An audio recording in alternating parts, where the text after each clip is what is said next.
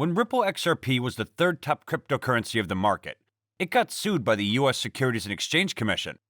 After that, Ripple stumbled, but managed to stand up even stronger. Despite the lawsuit over its head, the San Francisco-based payment company partnered up with different banks and financial institutions, increased the use cases, and innovated its services. With all of this, the year 2021 became the most successful year for the company. And as a result, Ripple has started to buy back the shares that the company had sold when it was struggling. Just after 2 years, Ripple surprised its competitors after buying back some major shares, proving that the reign of the company had started.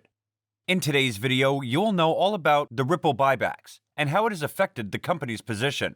You will also know about the Ripple annual report and who just joined Ripple. But before we get to it, welcome back everyone to Crypto Millionaires, a channel where you get your daily dose of XRP. If you like the content, do give it a thumbs up. And don't forget to subscribe to the channel and click the bell icon so you can know every time we upload a new video. Now without any further wait, let's get to the video. After Bitcoin and Ethereum, Ripple was once the world's third largest digital asset.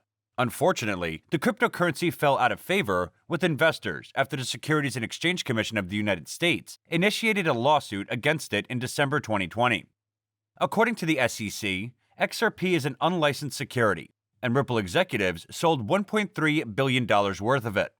According to the sources, shortly after the SEC filed its charges, UK-based investment firm Tetragon sued Ripple too, seeking $175 million in repayment from its Series C investment. In March 2021, a Delaware judge rejected Tetragon's claims. Ripple raised $200 million in Series C fundraising at the end of 2019, headed by Tetragon and joined by SBI Holdings and Route 66 Ventures. Now this is what Ripple is buying back, and at a premium. In an interview with The Fortune, Ripple's CEO Brad Garlinghouse said that the company has purchased all the preferred stock it sold in its Series C round. Per the negotiated terms of the original agreement, Ripple paid those investors a 50% premium for those shares. A Tetragon spokesperson says that the investment company also received accrued paid in-kind dividends from Ripple. After the buyback, Ripple is now valued at $15 billion, up from $10 billion from its Series C, according to the company.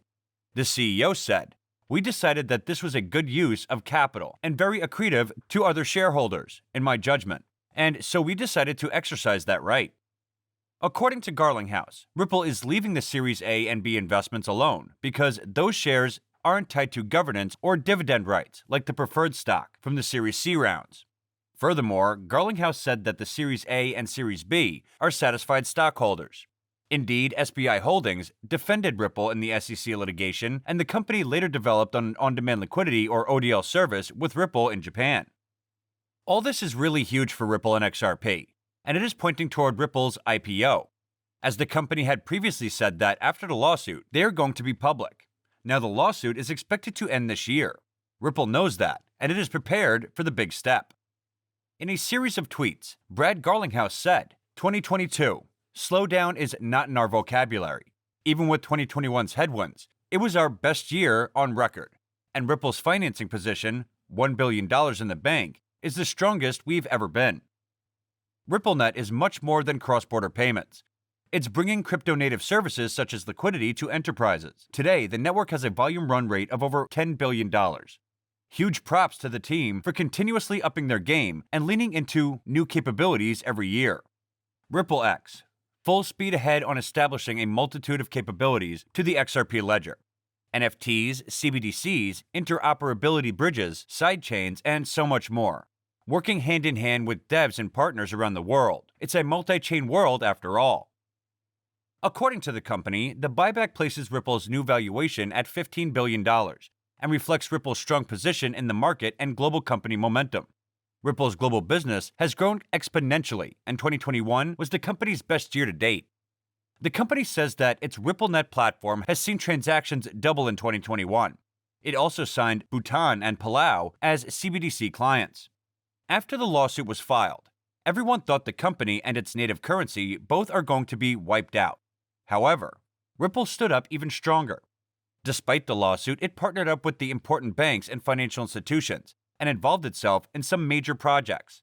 In its recent Q4 report, Ripple said that 2021 was RippleNet's most successful and lucrative year to date, as global momentum skyrocketed with customer demand, despite the headwinds from the SEC. The number of transactions on RippleNet more than doubled, with a payment volume run rate of over $10 billion. This is a testament to the product, considering Ripple parted ways with MoneyGram, its largest customer, immediately after the SEC filed its lawsuit against Ripple. With over 20 payout markets for on-demand liquidity, or ODL, most recently adding the Middle East, RippleNet continues to see more global demand for the product. Most notably, APAC continues to be one of the largest contributors of ODL volume on RippleNet, more than doubling in 2021.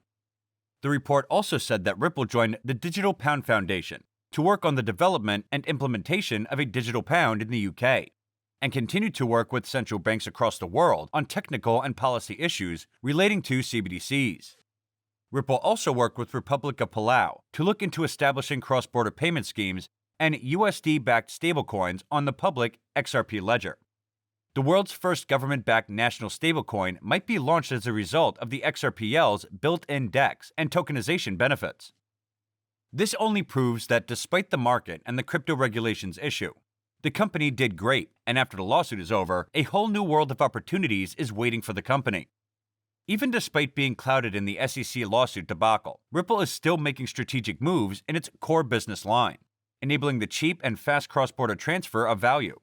The latest to join the Ripple family is Al Fardan, a UAE-based funds transfer service that will use RippleNet to enable low-cost transfers in and out of the Middle Eastern country. Al Fardan has joined RippleNet Cloud, a service from the San Francisco blockchain company that allows financial institutions to incorporate cloud computing speed, robustness, and flexibility without the hassle of managing hardware. Hassan Al Fardan, the CEO and founder, commented, "We are well into the digital future and payments powered by technology, which is becoming key in the region. This partnership underscores our commitment to offering new channels and opportunities for people to remit money more securely, with more flexibility and convenience." Ripple is pleased with the collaboration, since it would allow the firm to extend its footprint in the remittance market and its services throughout the Middle East. Commenting on the partnership, Naveen Gupta, the managing director of RippleNet for South Asia and MENA, stated, "We are proud to partner to leverage blockchain technology to revolutionize cross-border payments and the thriving payment industry in the UAE and the Middle East. The partnership will provide Al Fardan an advantage in remittance businesses that is swiftly recovering from the COVID-19 pandemic's devastation. According to data from the Central Bank of the UAE, personal external remittances from the UAE climbed by 8.7% or 3.6 billion dirham or $980 million in the second quarter of 2021. Al Fardan has recently vowed to engage with more fintech companies in order to increase its footprint in the industry. This is the power of Ripple. With its services, it is attracting all the banks and financial institutions around the globe. With the recent buyback, the position has become stronger, and this will help in more partnerships. In this way, either directly or indirectly, Ripple is going to rule the financial system. According to the CoinMarketCap, at the time of writing, the XRP price today is 60 cents USD, with a 24-hour trading volume of $1.4 billion USD.